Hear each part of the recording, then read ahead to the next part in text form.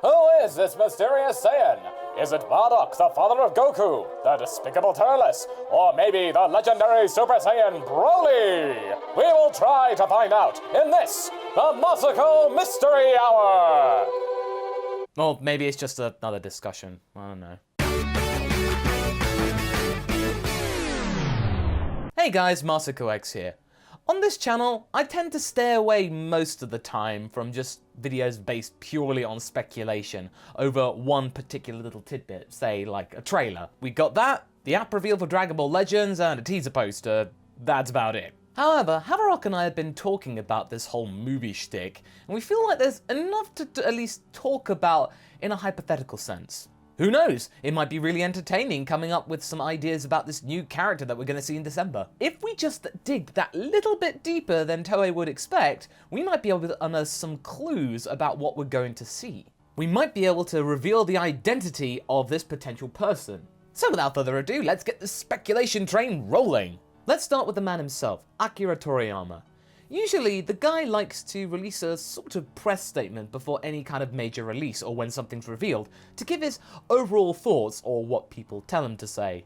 Thanks to our main man Herms, we're able to actually get a translation of this, as well as actually the main people themselves providing their own English version as well, so we got it in duplicate. The Dragon Ball Super movie this time will be the next story in the series currently airing on TV. It will be an episode after catching our breath from the climax of the Tournament of Power, with the universe's existence on the line, with content that will give a little better understanding about Frieza and the Saiyans, which I hadn't properly depicted up until now, and leading to a mighty foe saved for the occasion, which I think has it shaping up to be a really enjoyable story. As with 2013's Battle of Gods and the last outing Resurrection F, I've written the story myself, and I've had the privilege of drawing lots of design illustrations as well. The fact is, while I'm just as busy as ever, as long as I'm not doing a serial, I have plenty of free time to think about the animated version, which I was completely hands-off about before, so please look forward to it. Needless to say, Tori Otaro is going to be off doing his own thing with the manga, so we can look forward to that, because that's going to be continually releasing as we're waiting for the movie to come out. But from what Toriyama said, there's going to be some really interesting plot points for this movie and going forward. One thing is for sure from all those comments, we are not done with Dragon Ball on TV yet. And another crumb of comfort is that the replacement for Super's time slot, Gigege no Kitaro, has been slated for around 50 to 60 episodes as of this point, so that's roughly about a year.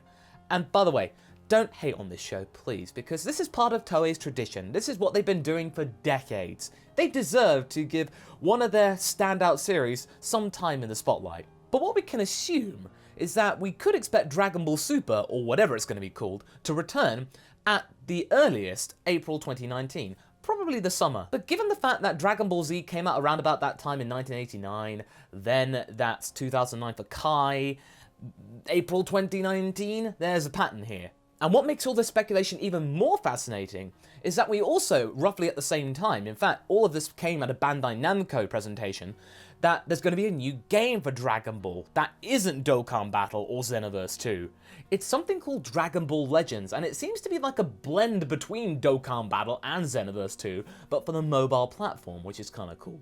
But the biggest thing to take away from all of that is that Akira Toriyama himself provided a new character design specifically for the game, and sure enough, it's gonna be a Saiyan. But a curious thing about this guy is that this guy does not come from the same time period that Goku does. The armor itself kind of looks like a blend of some kind of futuristic design and variation, but it also looks very similar to Kaba's uniform, especially the leg plates, like it's an ancient Saiyan design. And if you look at the facial features as well as the hair design and the fact the bang is down, you could expect that maybe this guy is one of Goku's ancestors. But at the same time, it could also be one of Goku's descendants, so from the future. I mean, the DNA could potentially be in there. However, the thing that's really kind of drawing people away from this notion that that Saiyan is something like that Saiyan is that the armor design is completely different. It's, in a way, when you actually look at it, more futuristic. So maybe it's like a tribute to the past, like a time where Saiyans actually continued to dominate and they just brought things back from the past and stuff like that. You know, calling back to nostalgia, because that is a very in thing these days. And I think the editor of the trailer, or at least the director, was aware that lots of us would be speculating about this notion. So it's very cheeky that both in the Legends trailer and the movie trailer, that we see the same shot with the same kind of pupil and iris, and oh, that's really cheeky. Props out to Trev over at the Dragon Ball R&R crew for pointing this out and actually making this little graphic. It's uncanny, right? This could be a ploy on Toei's part, but it could also just be a coincidence, because that kind of shot is prevalent throughout Dragon Ball. The popular guess is that the new fellow in the trailer is most likely to be this famous Yamoshi that we've heard about. But Masako! Who is this Yamoshi person? Why do you keep talking about fan-made conspiracies all the time? Yamoshi isn't a fan conspiracy theory. Yamoshi has come straight from the mouth of Akira Toriyama. And let me give you an example where this thing came from. In a certain sense, they are the same person. That is to say, a very long time ago, before planet Vegeta was the Saiyan's planet, there was a man named Yamoshi who had a righteous heart despite being a Saiyan. He and his 5 comrades started a rebellion, but he was cornered by combatants and became a Super Saiyan for the first time, though his transformation and fearsome fighting style shocked the other Saiyans. Outnumbered, Yamoshi eventually wore himself out and was defeated, but this was only the beginning of his legend. Afterwards, Yamoshi's spirit wandered in continuous search of 6 righteous-hearted Saiyans, seeking a new savior, the Super Saiyan God. So in a way, this concept of Yamoshi and the Super Saiyan God and the legendary Super Saiyan has been in Toriyama's mind for quite some time. We actually saw some rumblings in it in Dragon Ball Z, that whole idea. The fact there was a pure-hearted Saiyan that tried to rid the world of corrupt Saiyans by sacrificing himself. And then we've also got the original Super Saiyan flashback from that same time period. There's so many things that are pinning Yamoshi back to all those times, so we actually, in a way, got an identity. And why all the confusion, Masako? Well, these are legends. These are things that are varied and they could change. So you're not quite sure what exactly is the true history, but with this movie potentially, we might get a real concrete idea about what happened all those years ago. And I think that the movie is really corroborating towards that, because if you look at the appearance of what we can see of the Saiyan in the trailer, it looks much more feral than a typical Saiyan would, a modern Saiyan these days. Plus, he looks very different to the character that we saw in the Legends trailer. And also, I'm really pleased to say this, we need to have a look at the aura color. So you know what that means. It's time for some color theory! Now, you might be thinking that this aura is very similar to Broly's or Kale's, like it's green, so you immediately think that, oh, it's the legendary Super Saiyan Broly! Oh, Goku's gonna fight Broly in the movie! No, Toriyama would not do that. Because unlike Broly and Kale's yellowish green aura that we saw, and we talked about in the color theory video, saying that there was a mash of emotions and conflict inside, this aura here is a much richer green. The only trace of yellow that we see are in his eyes, but you know, you get the idea. If you haven't actually seen the color theory video, let me give you a quick refresher as to the meanings of all the different chakra colors, but we'll focus on pure green this time. Where we gotta go this time on the chakra lineup, point 4, the heart point, or anahata. Yep, this chakra is purely driven by the heart, by impulse, what that part of you is telling you what to do. You choose to lead your life by instinct and drive without logic getting in the way.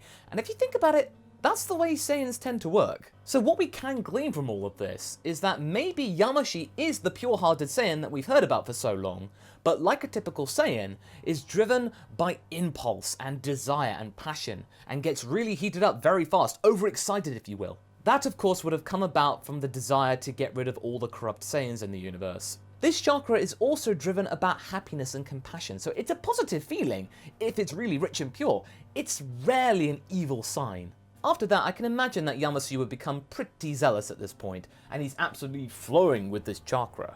Having said that though, having too much of this chakra, or an overactive chakra of the anahata point, may not be a good thing.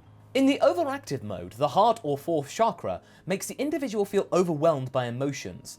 She or he tends to experience extreme grief, sadness, jealousy, greediness, anger, etc., without any control over these feelings. Lack of self-discipline, tendency to live one's life through another's, and experiencing difficulty in relationships are a few signs of an overactive heart chakra. In short, Yamoshi at this point is a complete ball of emotions without any kind of logical control whatsoever. And that is something that Goku can fix by punching him really hard. I mean, come on, this is Dragon Ball. There's got to be some fighting in the mix here. Now, another thing I'd like to mention to you is also the art of Saiyan nomenclature, because that's a thing. And did you know that Saiyans, they're not just named after vegetables randomly or anything. They're usually based on their appearance, because with Kakarot, you've got the orange gi. Carrots, orange, yeah. Then you've got Kale and Broly, whose most influential colour is green. Broccoli, kale, they're green. So where does Yamoshi fit in all of this? Well, it's derived from the Japanese word moyashi, which is Japanese for bean sprout. Green and white? Yep, yeah, it's mostly green, I think that fits. Now I bet at this point that you're not fully convinced, so let's talk about the different colours that are associated that we can see it here, like the golden eyes for example. That's very different from a typical Saiyan, whose are usually black. So let's talk about that. The colour gold is the colour of success, achievement and triumph, associated with abundance and prosperity, luxury and quality, prestige and sophistication, value and elegance. The psychology of this colour implies affluence, material wealth and extravagance. This colour is linked to masculine energy and the power of the sun, compared to silver, which is associated with feminine energy and the sensitivity of the moon. Negative keywords include fear of success, fear of wealth, self-centered, demanding, mean-spirited, lack of trust, and falseness. The positive traits that I've talked about there might fit Yamoshi's description in the fact that he is a true bringer of justice, ridding the world of Saiyans. Or at least Saiyans that don't fit up to his own standards. But ultimately, this guy got more than he bargained for and collapsed due to the sheer endeavour that he was about to embark on. The golden eyes are a really good juxtaposition for the silver eyes of Ultra Instinct, so maybe this is a kind of variation which is a bit more sustainable, because as we saw at the end of Dragon Ball Super, Ultra Instinct isn't really attainable by Goku at this point. He doesn't know how to do it, so it's locked away from him. But who knows, we might see it again in the movie. So this might be a continuation of the Jiren Goku Sun and Moon battle. Like, part 2 or something. Ooh, that could be cool. Now the other hints that point to this being Yamoshi in the trailer is that Goku's idea of fighting him is very different from a typical villain. In this, he's excited. He's willing to give it a go. Now, of course, he is like that with certain enemies, of course, but this time it's a bit more enthusiastic, like this guy has just arrived and he wants to test Goku, and Goku's like gonna have a little sparring match or something. Like, this isn't the main fight. But, of course, this could just be a red herring as well. This could be just for the sake of a trailer, because trailers do tend to just make stuff up just for the trailer and it doesn't show up in the movie. So this whole thing probably won't show up in the movie. But it's interesting to point out, well, why do they show it then? It's got to have some kind of intrigue and association. So Yamoshi might not be the villain of this entire story. He might just be a Saiyan that's come from the past to try and figure out where Saiyans are at this point.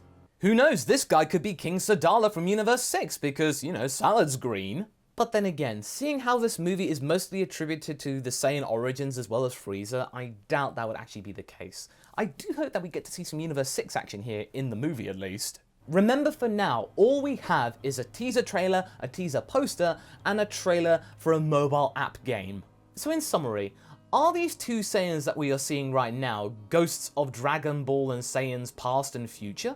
Is this guy a totally new character? Is he Goku's grandfather? Might this suggest that the universes are connected after all? Maybe this guy's from Universe 6 and 7? Maybe Saiyans came from Universe 6 in the first place? Who knows? Again, this is pure conjecture. For all we know, this could be Boruto's true form or something like that. And yeah, Haverock did talk about that at one point, and I felt like I needed to humour him. I, though, personally doubt it. So what do you guys think? Are you a little more clued up about the Super Saiyan God? Are you excited for the movie? Let me know down in the comments below and let's get this discussion going. Anyway, I hope you enjoyed this video. Until the next one, be sure to like and subscribe. Catch you later!